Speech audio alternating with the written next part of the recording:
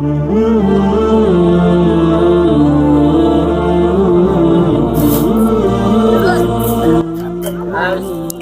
আলাইকুম। ওয়ালাইকুম আসসালাম রাহমাতুল্লাহি ওয়া বারাকাতুহু। কেমন আছেন? ভালো আছি। এ ভাই চালু কইরা এক জায়গায় যাম, তো দেরি হয়ে যাইতাছে। আসসালামু আলাইকুম। ওয়ালাইকুম সালাম। কেমন আছেন? এই তো ভালো, তোমার কি অবস্থা ভাইস্তা? আছি আলহামদুলিল্লাহ। কিরে কি লাগাইছস? এক জায়গায় যাম, চালু কইরা।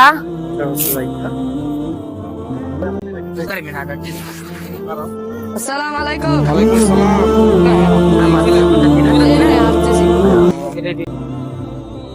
এ বেটা পাগল হয়ে গেছস নাকি? এক জায়গায় যাম, চালু কইরা। আচ্ছা স্যার।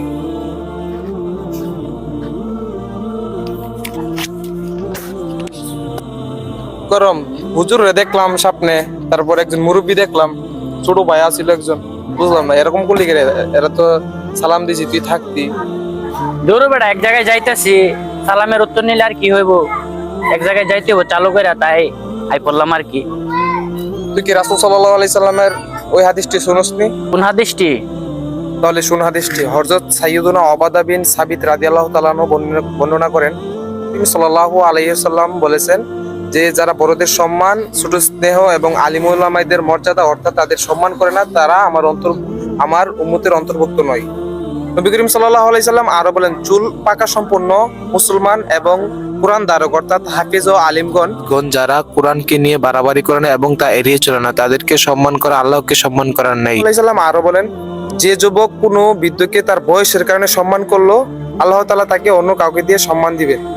সুবহানাল্লাহ। সুবহানাল্লাহ।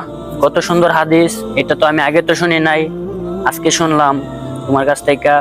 আর এটা চেষ্টা করব আমল করার জন্য। সবাইকে সম্মান করব, সম্মান করার চেষ্টা করব, আর ছোটদেরকে শিখিয়ে দিব সবাইকে যেন সম্মান করে। ইনশাআল্লাহ। বোঝার জন্য অসংখ্য ধন্যবাদ।